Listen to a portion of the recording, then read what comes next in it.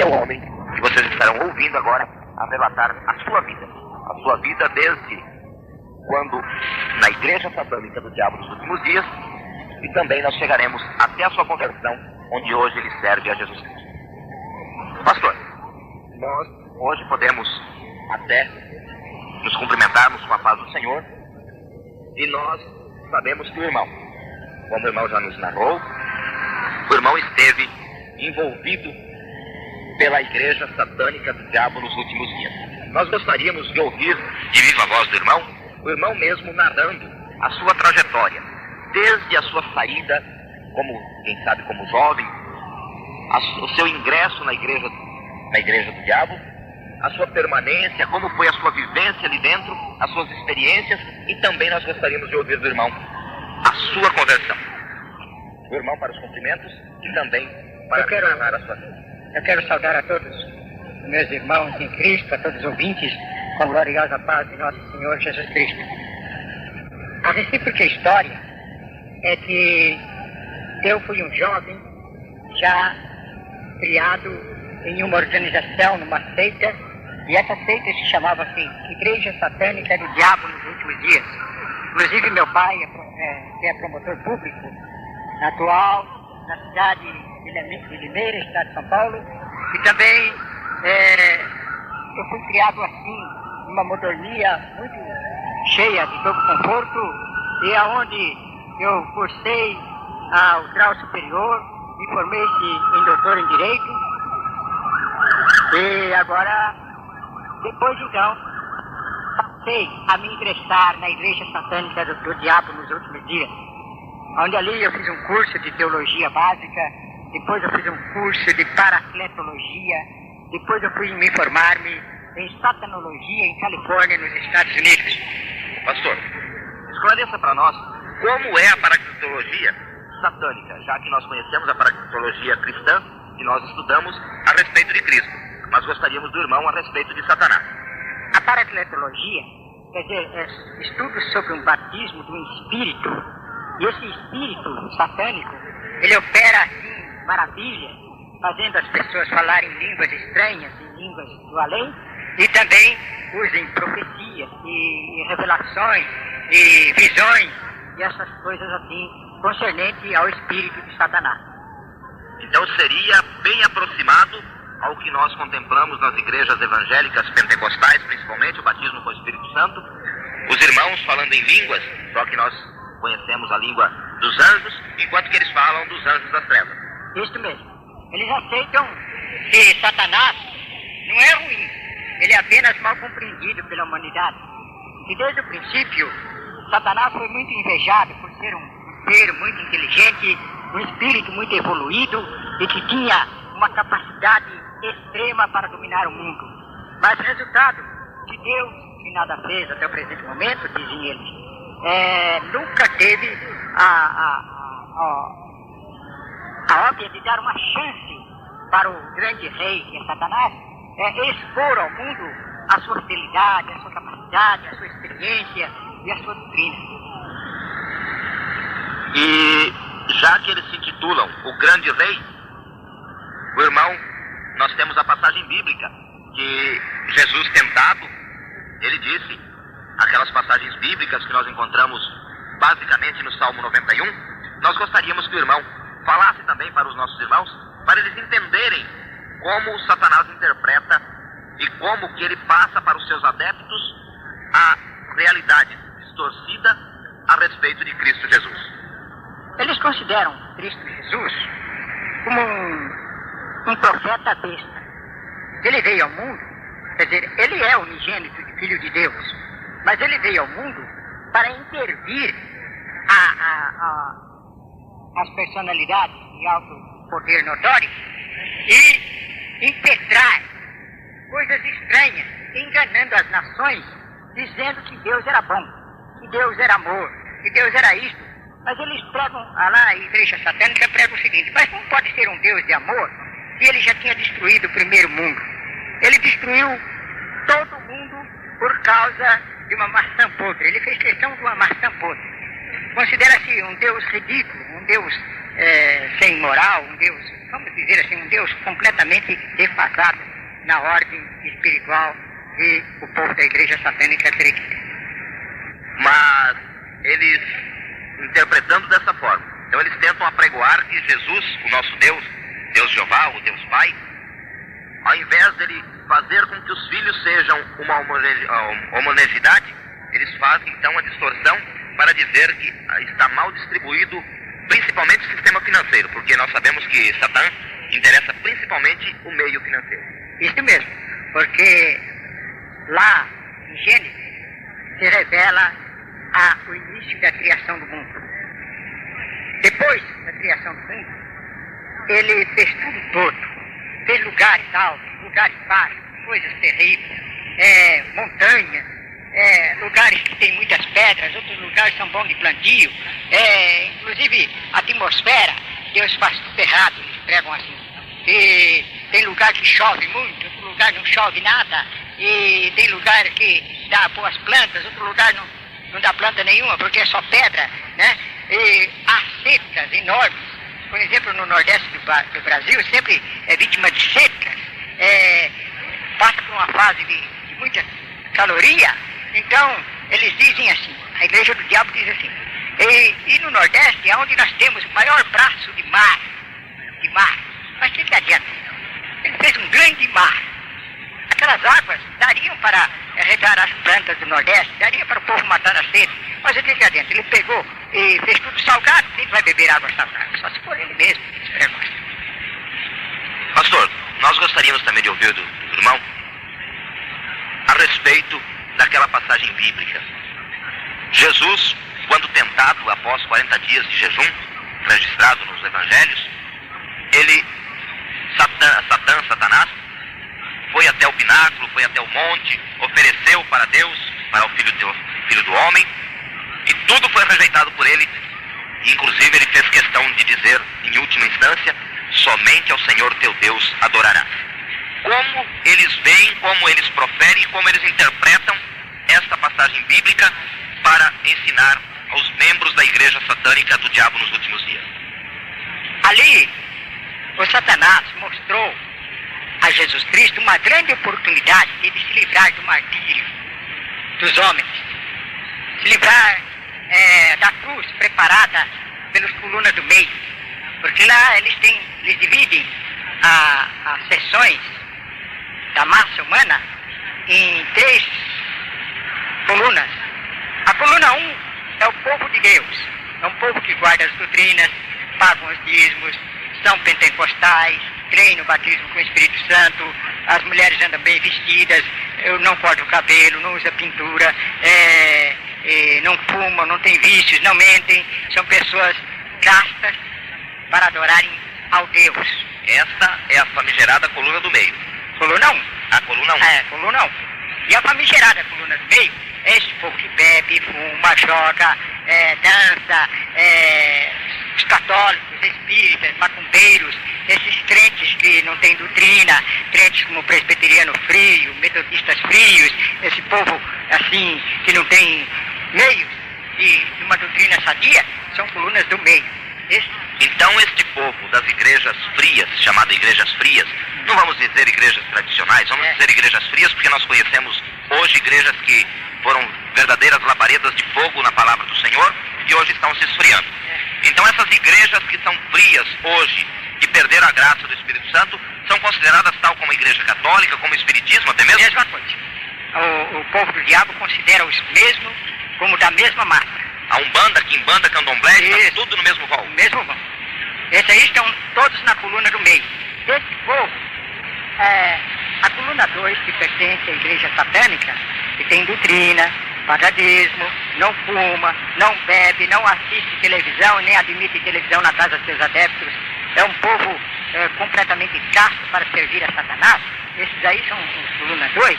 E, então, a coluna 2 e a coluna 1, que é a de Deus, estão lutando para arrancar as colunas do meio, alma, cada um para si puxa um pouco. E eles pregam o seguinte, que Satanás não vai ser destruído. Isso aí é Deus fazendo medo ao povo, para que o povo só acredite nele. Porque Deus gosta de ser bajulado, Deus gosta de ser adorado, Deus gosta de ser venerado. Pastor, nós conhecendo as Sagradas Escrituras, nós sabemos que a palavra de Deus Altíssimo, sendo Ele mesmo quem disse, passarão os céus e a terra, mas a minha palavra não há de passar. Ela narra que quando, no final dos tempos, haverá o grande trono branco, o grande julgamento, estarão separados, para a direita e para a esquerda.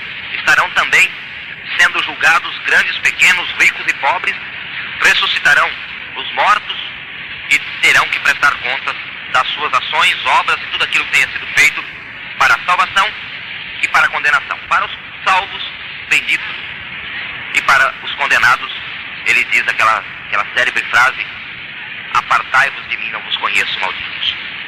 E Satanás, ele interpreta como não sendo ele lançado no lago de fogo junto com seus anjos, como afirma Apocalipse. Eles interpretam que isso aí é somente uma sugestão, é um medo, é uma autossugestão que Deus impôs diante dos olhos do povo, aumentando, às vezes, até as escriturações da Bíblia para enganar as nações. Então, eles dizem que quando for para Cristo vir, o diabo vem primeiro. Ele vem, busca a igreja dele e leva para um planeta que já está preparado. Essa vinda de Satanás seria como? A vinda de Satanás, ele virá em pessoa de um anjo e vem arrebatando as pessoas e aglomerando para um grande carro de fogo e levará para o além. Será que seria como aquela passagem bíblica que o próprio homem de Deus, ele disse que via Satanás caindo do céu como um raio de fogo? Seria mais ou menos esta uma nova visão? Essa é uma nova visão que eles acreditam ser.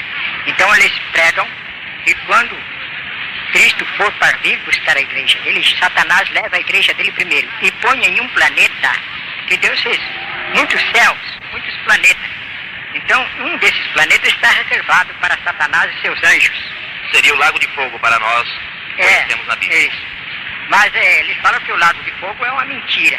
É apenas para expor assim um povo, um complexo de medo. Então ali, a Bíblia relata de uma forma tão correta, mas eles torcem.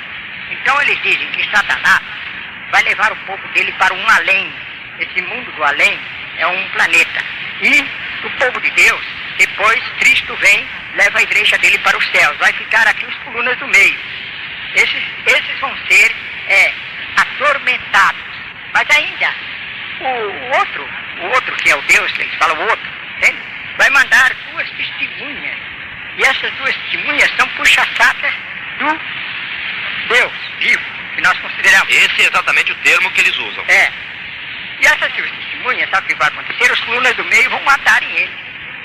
Aí já está profetizado na Bíblia. Aí vão se contorcer. Porque daí eles ficam mesmo contra Deus, porque Deus deixou eles, abandonou. Aí estão revoltados. Aí então virá o fogo ardente e destruirá aqueles que ficaram na coluna do meio. Enquanto isso, os 1000 anos de tormenta aqui na terra, sofrimento para aqueles que ficaram, antes de ser lançados no fogo do inferno, né? Aí Deus estará gozando juntamente com seus adeptos, os seus filhos, seus anjos, lá nos céus. E o diabo está gozando no além, junto com seus adeptos. Não regresso de Cristo à terra, que vai estabelecer o novo céu e a nova terra. Aí então, quando Cristo voltar à terra, o diabo desce novamente com o povo dele para começar tudo de novo. Então seria como se fosse uma geladeira descongelando.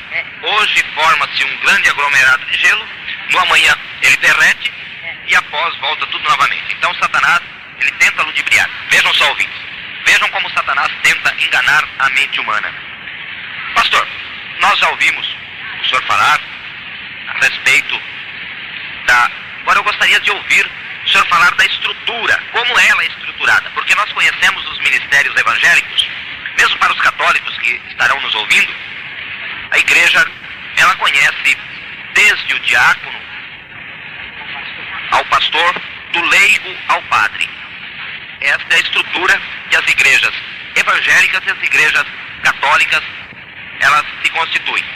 Mas e na igreja do diabo, a igreja satânica do diabo nos últimos dias? Como é então a estrutura dessa igreja? A estrutura da igreja satânica do diabo nos últimos dias, primeiro, existem os pastores. Os pastores têm que ser homens de capacidade de um curso superior. Exigem ultimamente, de 25 anos para cá, que os pastores da igreja do diabo sejam advogados. Tem que ter curso superior de direito. Por que essa razão? Essa razão é porque Paulo foi o maior apóstolo. E Paulo era doutor da lei. Exatamente. Então, tem os presbíteros, que podem ser homens cultos ou leigos. E depois, abaixo dos presbíteros, vem os diáconos. Os diáconos são eleitos pela igreja. Não há uma consagração, mas sim uma apresentação, somente com a unção do azeite santo, considerado pela igreja satânica do diabo nos últimos dias.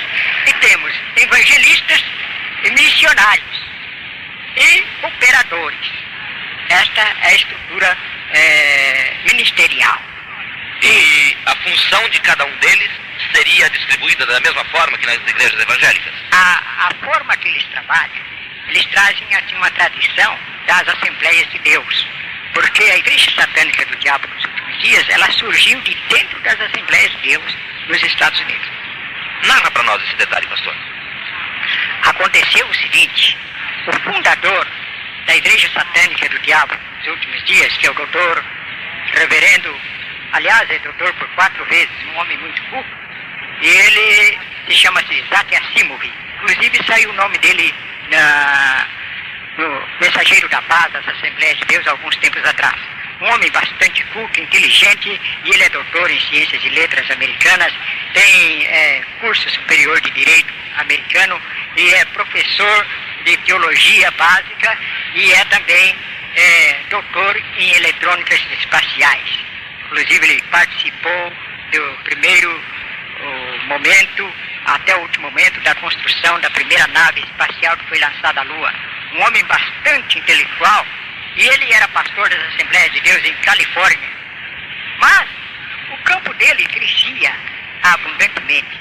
Havia nele um espírito de Deus muito elevado, e ele tinha um dom de administração, um homem de muita visão espiritual, um homem assim, caridoso, amoroso, amigo, e tinha assim em si uma personalidade administrativa de igreja e administração jurídica do ministério, um excelente pastor evangélico. Aí a igreja começou a crescer em Califórnia. Cerca de quase 16 mil membros batizados nas águas, o campo muito vasto que atingia até Washington, um homem bastante inteligente. E aí os outros pastores começaram a invejar o campo dele, que era muito grande, cresceu abundantemente em pouco tempo. Aí começaram a caçar um meio de derrubá-lo, mas nunca encontravam aquele meio, porque o homem não dava motivo. Vinha em jejum e oração, o homem vivia uma vida casta, uma vida pura, uma vida honesta, e não tinha condições de eles derrubarem ele.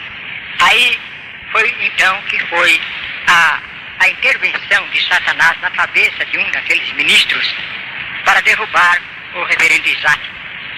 Sabe o que fizeram? Arrumaram uma moça estuprada e deram não sei quantos $1000 para ela confessar diante do ministério, do povo e das autoridades que tinha sido Isaac o deflorador da mesma. E ele tinha família. Resultado, quando saiu essa notícia, abalou bastante o reverendo Isaac. O reverendo Isaac ficou assim, destiorado, ficou desarmado, porque ele não devia, e era uma calúnia bem feita, bem arrumada. O diabo arrumou uma armadilha bem segura que ele não teve meio de escapar. Aí então foi quando ele foi excluído dos ministérios das Assembleias de Deus nos Estados Unidos. Sendo excluído, ele ficou assim, desarmado, quase espiritualmente. Mas ele orava, pedia a Deus para Deus mostrar àquele povo que ele era inocente, que ele não devia nada a ninguém, ele era inocente. E a família dele abandonou, ele ficou sozinho, desesperado, e ele chorava dia e noite, lamentava a sua vida, e não tinha quem recorrer a não ser Deus. 6 anos de jejum, oração, consagração, para Deus mostrar àquele povo que ele era inocente. Mas o resultado é que Deus não é sempre assim, repentino, ele é longânimo. E passou 6 anos e em uma noite ele teve um sonho. Diz que apareceu Satanás para ele e falou: você está vendo Deus que você adora? Você pede, pede, pede e nunca alcança. Acontece com Moisés, acontece como outros profetas pediam e se lascavam todos, e Deus sempre custando a ouvir. Ele não atende mesmo. Você está adorando um Deus errado.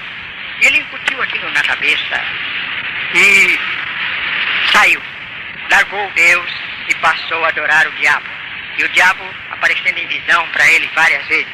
E ele conhecia que era o diabo porque relata nos pensamentos humanos que os anjos de Deus não mostram os pés. E para ele aparecia esse anjo, mostrava os pés nus e perfeitos, os pés lindos, dizia. Aí então ele viu que era o diabo mesmo. Aí ele foi e falou assim: eu vou perguntar a este anjo uma hora, eu vou ter coragem, e vou perguntar o que ele quer de mim.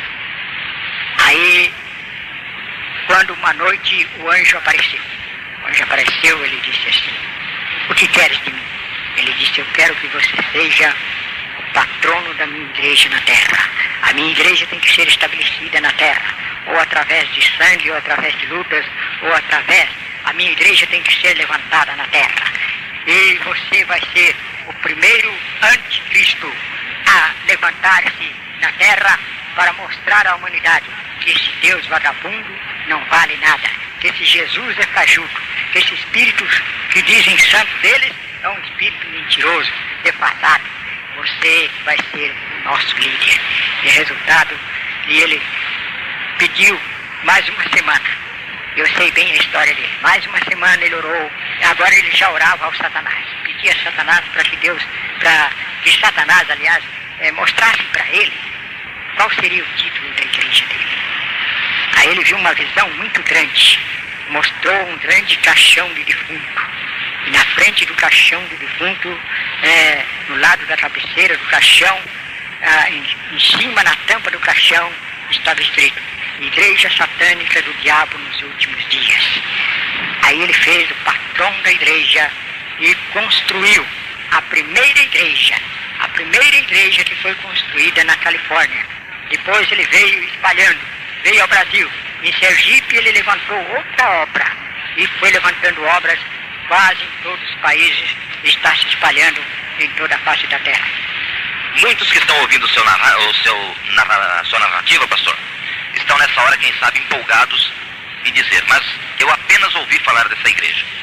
No Brasil, existem muitas congregações espalhadas aqui por nosso território. Na capital de São Paulo, existe cerca de 22 igrejas, inclusive a sede que fica no Diadema. E nós temos Sergipe, Alagoas, Minas Gerais. Só tem um estado aqui do Brasil que ainda não tem, porque o governador não deixou penetrar. É o estado de Rondônia. Mas todos os estados, existe em todas as capitais uma igreja padronizada e registrada e organizada. E lá em cima nós temos, diante as constituintes, nós temos homens capazes, como deputados federais, deputados estaduais, temos um governador de estado, temos senadores, e nas autoridades militares nós temos coronéis, sargentos, generais, tem pessoas de alta cúpula que pertencem a esta organização. Inclusive, nas eleições passadas, quase elegeram um presidente da República que é um dos diáconos mais forjados da Igreja Satânica no Rio de Janeiro. Então, na política passada, ouvintes, na política há pouco, nós tivemos, por pouco, segundo a própria narrativa do pastor, vocês ouviram, por pouco, Luiz Inácio Lula da Silva. O Lula, por pouco, não sendo eleito pelo povo. Pastor, nós não vamos entrar no mérito de quem são essas autoridades que estão lá em cima, porque para nós temos de Deus e nós vamos ouvir do pastor a parte essa fita. Mas nós gostaríamos de saber do pastor mais um detalhe: como eles fazem para angariar novos membros? Como eles fazem para ir atrás desse povo, para trazê-los para a tua igreja, para a igreja tua, que eu digo, a igreja de Satanás, a igreja satânica do diabo nos últimos dias? A segunda pessoa, o vice-presidente mundial, que é o reverendo Max Brooks Moon, considerado como o reverendo Moon, é um homem multinacional dos Estados Unidos. O homem tem cerca de 200 e tantas empresas de alto porte e ele então manteve a iniciação desse trabalho colaborando com o reverendo Isaac. Esses dois homens revoltados contra Deus, eles instalaram uma sede mundial aonde decretou que todos os púlpitos das igrejas sedes, como em São Paulo nós temos, seja púlpito de ouro. Em ouro? Em ouro. Ouro maciço. Ouro maciço, de 22 quilates. E, inclusive, o púlpito de ouro de São Paulo dá para pagar todas as dívidas do Brasil e dá só para o dobro da ação monetária cabível à cobertura. E os pastores são bem remunerados. Os evangelistas também são remunerados. Inclusive, os pastores gozam de grande mordomia e têm casas pastorais adequadas e só viajam de aviões para além de 500 quilômetros. São homens capazes, são homens intelectuais e eu acho que de todos os pastores, o mais humilde sou eu, que pertencia àquela seita. E tem muitas coisas que eles possuem. Então eles ganham almas na seguinte reação, ou método que seja.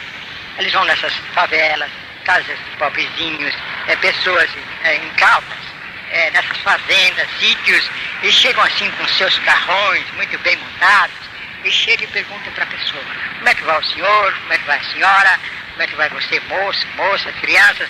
Aí ele se responde certamente: graças a Deus, nós vamos vivendo nesta vidinha. Aí tem casas que tem um fracasso tremendo, não tem nem banco para se sentar, nada, é uma pobreza, é uma baixeza material muito, assim, inadequada. Aí o resultado, eles falam assim: escuta, mas o senhor dá graças a Deus para viver num abacaxi desse? E interessante, nós perguntamos para aquele seu vizinho ali, aquele fazendeiro que mora ali, naquela mansão bonita, e ele diz também: graças a Deus vamos indo bem. Então, o que o senhor acha que Deus é seu? Deus é nosso pai. Então, como é que existe um pai desconsiderável desse? Um pai que dá tanto para um e para outro não dá nada. O senhor não acha que está adorando Deus errado?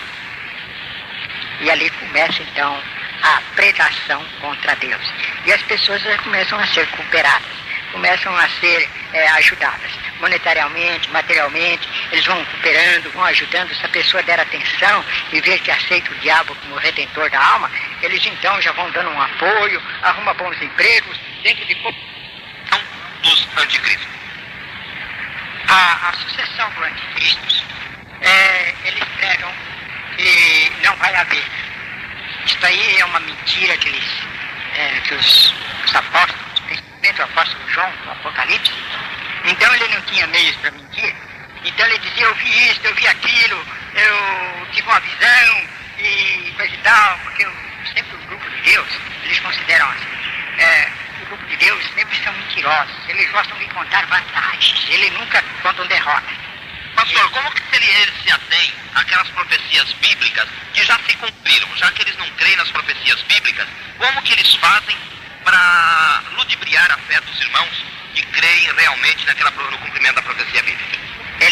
Eles dizem que essas profecias cumpridas, que foram escritas na Bíblia Sagrada, é para reforçar ao povo a acreditar que realmente Deus é bom. Mas de bom ele não tem nada. Porque eles pregam que porque Deus não quer ver ninguém bem de vida. Deus quer ver todo mundo no fracasso, igual o filho dele. Então Deus não é amor. Não. Deus é... E gostava de grandes fortunas. Ele, em vez de agradecer aquele impacto da rainha achar ele na água e dar uma força para ele, não. Ele começou a ouvir essas vozes estranhas que o outro lança nos ouvidos para derrotar as pessoas. Ele começou a dar ouvido a Deus. E agora ele começou a abusar, ele era os príncipes, começou a abusar da vontade do rei e começou a juntar o povo e levar o povo à mentira, levar o povo à derrota. Ali então eles aglomeravam e faziam grupos e mais grupos para partirem dali, para fugirem dali, porque eles consideravam ali uma escravidão. E não era uma escravidão, porque ali tinha que comer, tinha carne, tinha fartura, tinha tudo, tinha que trabalhar. Trabalhar, até hoje nós trabalhamos, isso aí é coisa, em convênio com a vida. Tanto é que o próprio Deus ele diz que se agrada do nosso suor. Nosso suor. Então tinha que trabalhar mesmo. Aí que Moisés fez? Ouviu a voz do outro que se chama Deus e começou a introduzir ali para alguns que eles estavam sendo julgados.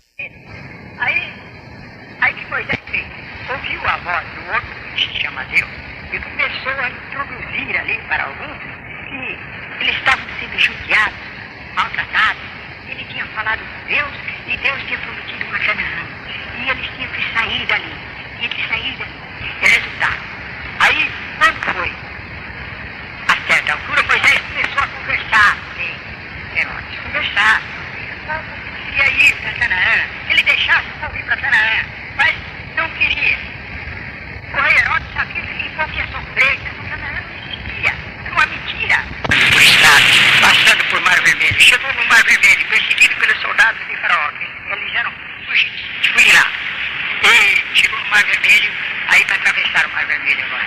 Montanhas por todos os lados, rochas, perigosas. E só tinha aquele caminho. Aí então, a sorte foi que Moisés era um pouco mágico. Bateu com o cajado na água e abriu o mar. Passou e com o seu povo. E lá veio o exército de Faraó atrás. Soldados, homens mandados, homens enviados, confiantes do rei, para buscar aquele povo de volta, para não passar fome na frente, para não sofrer. Que essa Canaã não existia.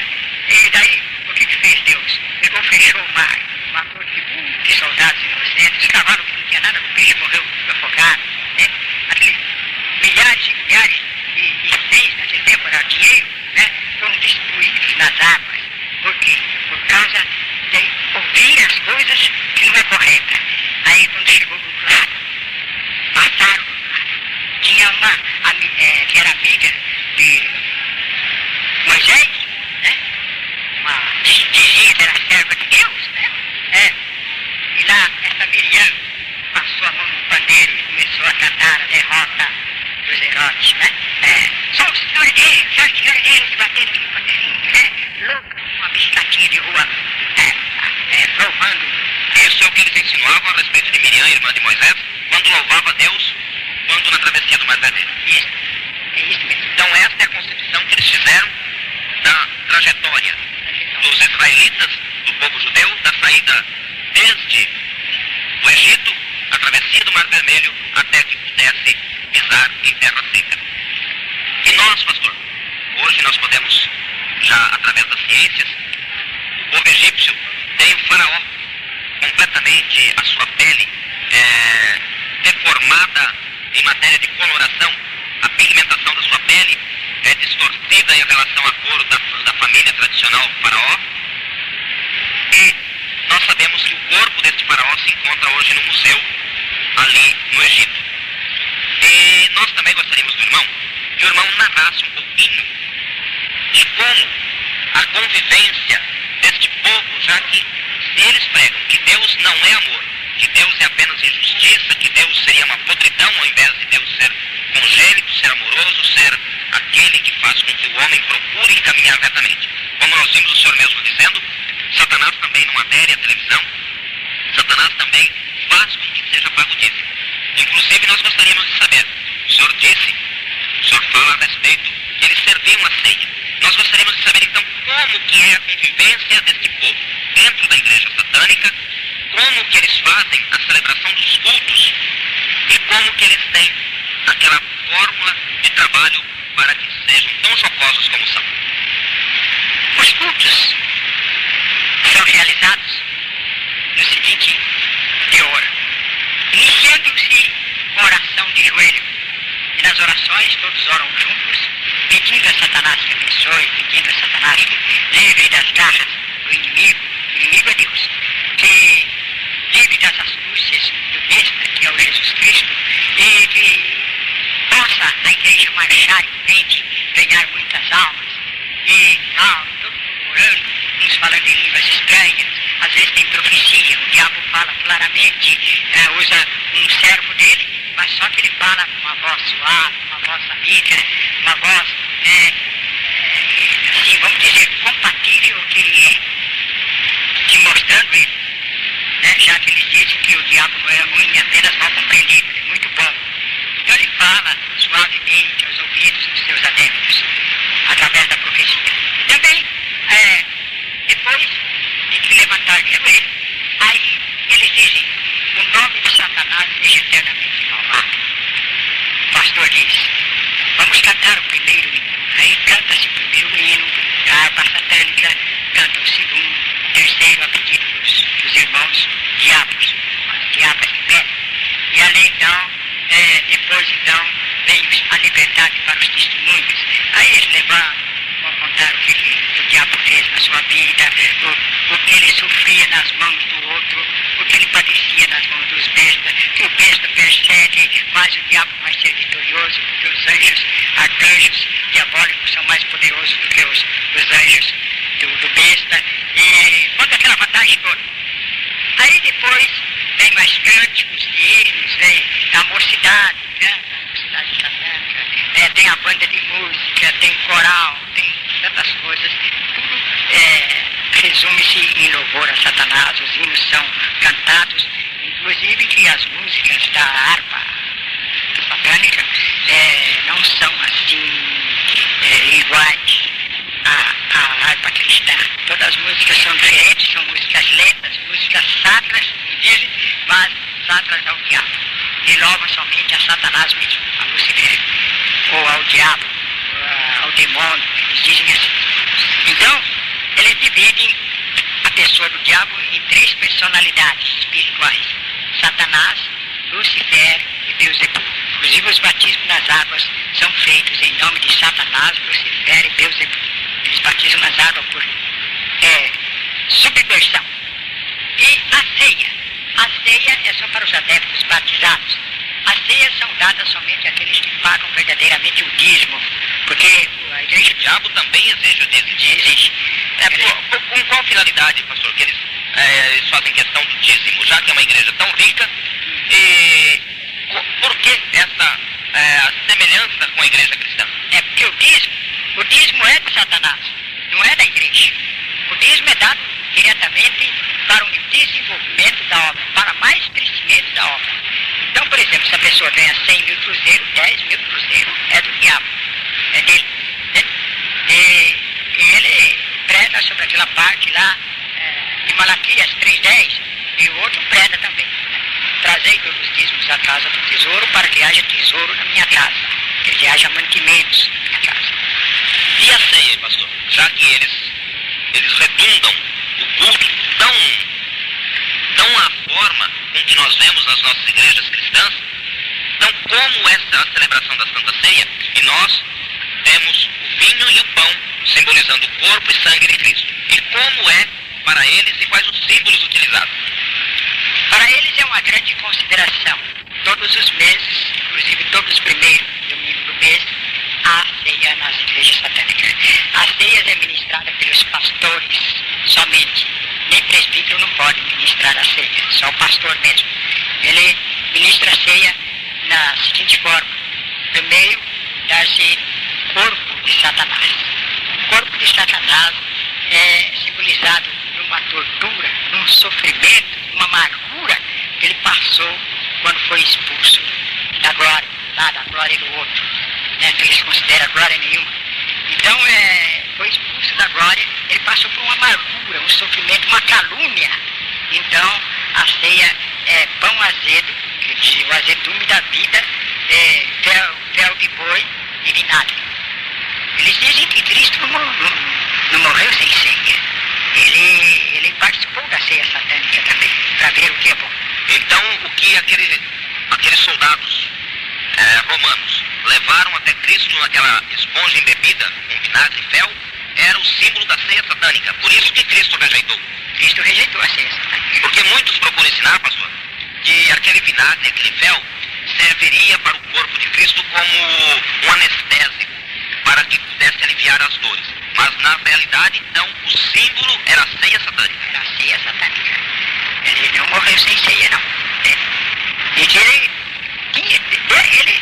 oportunidade de escapar da cruz. Escapou de besta, né? Porque Satanás levou ele lá no alto monte, mostrou todas as belezas para ele da grande cidade, todas as maravilhas, né? E disse para ele assim: se tu te ajoelhares nos meus pés, tudo isso aqui será teu. Quer dizer, se fosse dele, não tinha perigo de ele ser crucificado. Estava tudo bem, né? Mas não. Sabe o que ele respondeu para o grande rei, da maior cara de pau? Ele respondeu o seguinte: está escrito, adorarás só o Senhor teu Deus. Então ele quis se lascar mesmo, levar a cruz, ser chicoteado, ser pregado na cruz e sofrer para aprender a respeitar a autoridade superior. Vejam só, irmãos e ouvintes, que realidade bem forjada que eles tentam incutir. Mas graças a Deus, graças à misericórdia do Altíssimo, Jesus Cristo não dobrou seus joelhos diante a Satanás, não aceitou o reino mundano, mas ele disse: o meu reino não é deste mundo, e foi para com o Pai.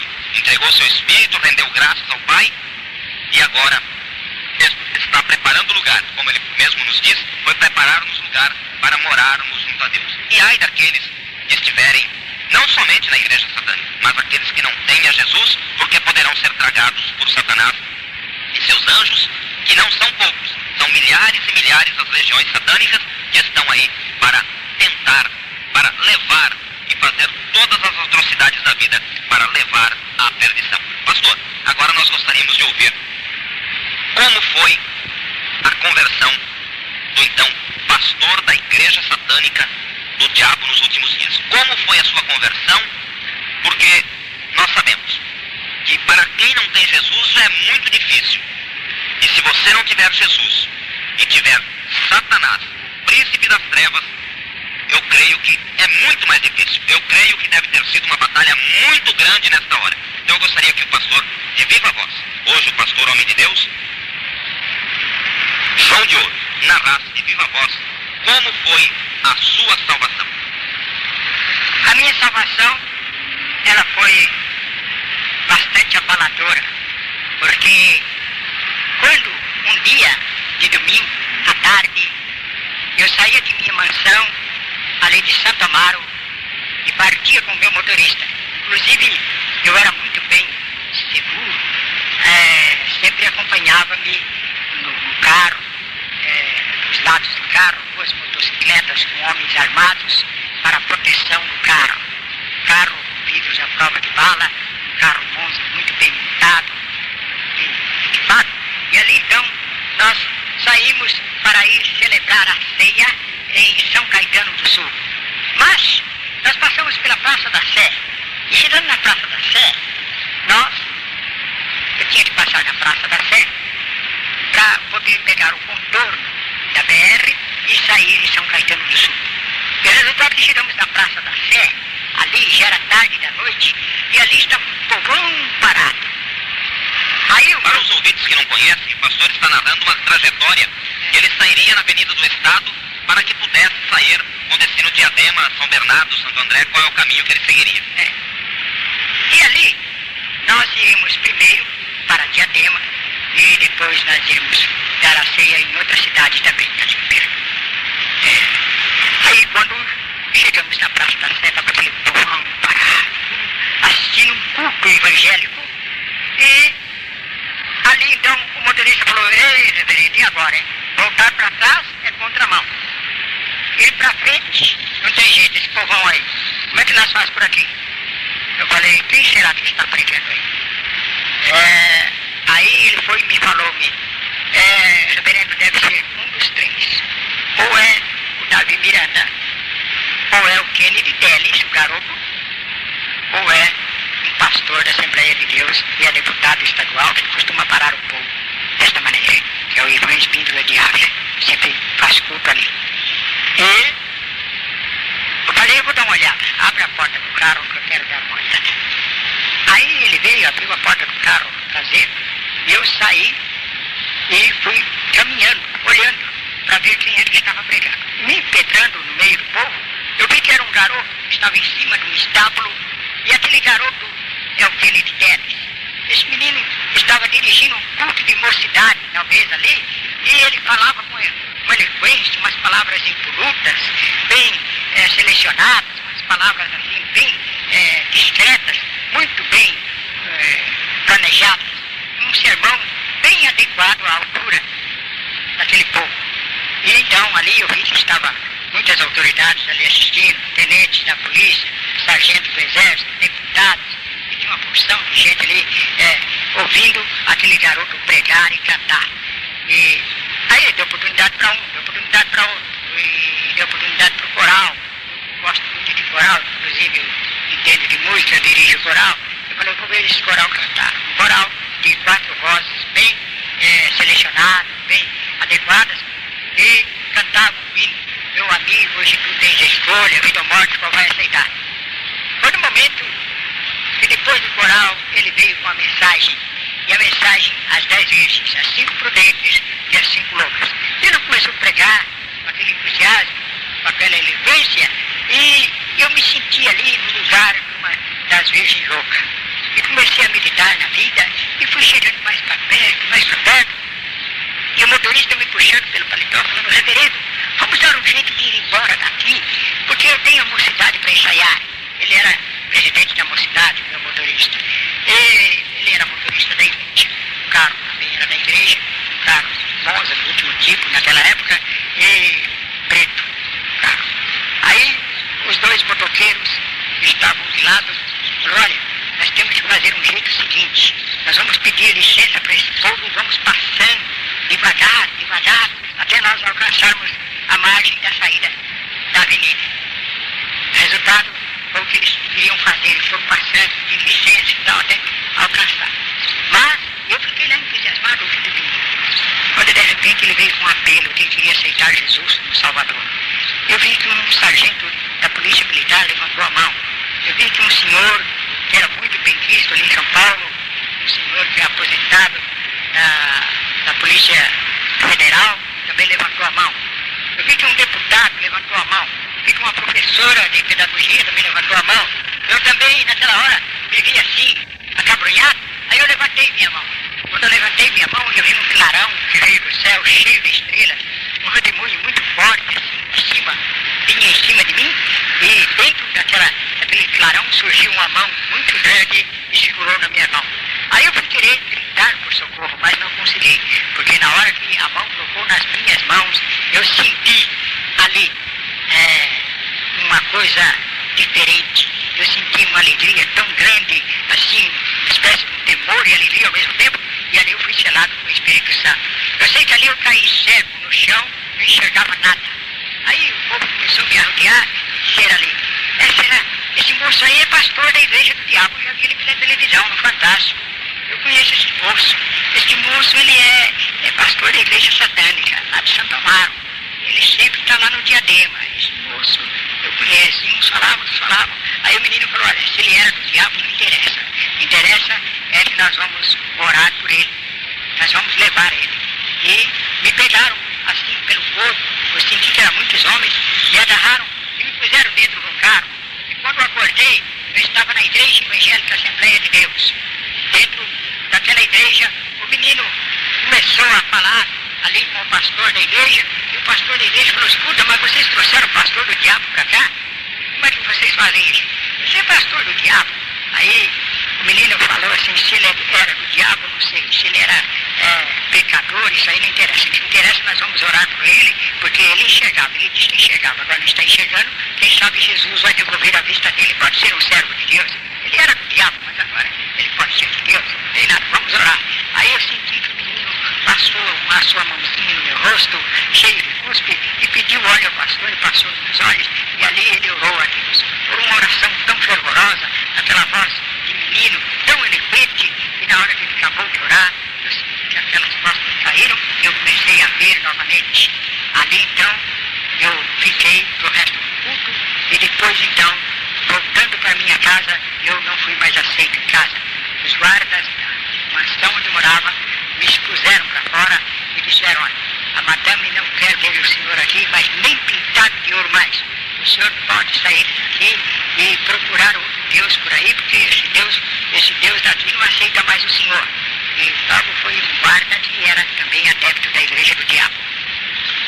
Voltando para a casa do menino, procurei me encontrar com o menino falou, o pastor dorme aqui comigo, não tem problema.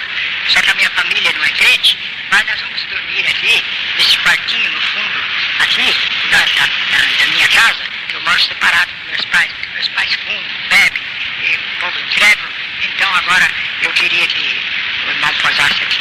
Aí pousamos lá, no outro dia ele me encaminhou ao pastor da igreja.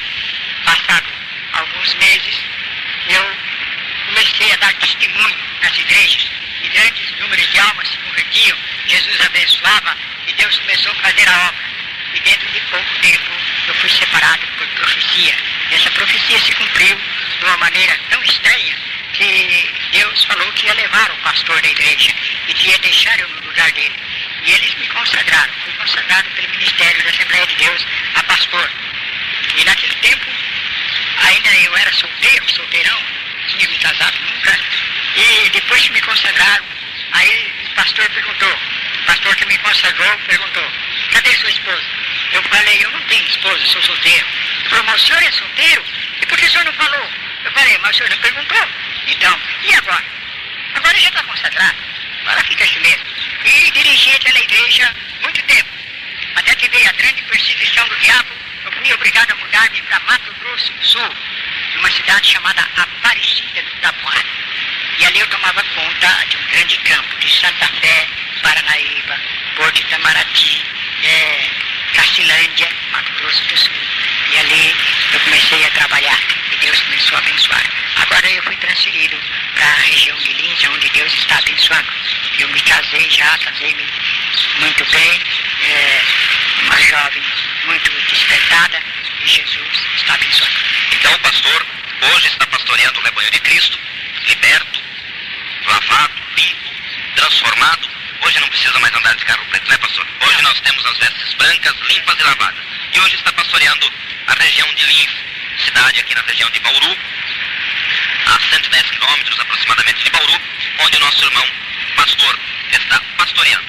Pastor, eu gostaria que o pastor apenas deixasse para os nossos irmãos ouvintes o nome completo, já que nós estamos desde o princípio chamando o nosso pastor pelo nome a qual ele é comumente conhecido no meio evangélico, Pastor João de Ouro. Mas o irmão vai deixar para os nossos ouvintes, para os nossos irmãos, para os nossos, aqueles que estão agora ouvindo entusiasmado, porque realmente o seu relato entusiasma. Eu gostaria que o senhor deixasse o seu nome completo, endereço para que os irmãos que tivessem qualquer dúvida pudessem comunicar-se com o irmão para que pudesse manter correspondência contigo. Futuramente, brevemente, está no plano do Ministério me transferir para a cidade de Santa Fé do Sul novamente. E em Santa Fé do Sul, o meu endereço ali vai ser Rua 5, 1482.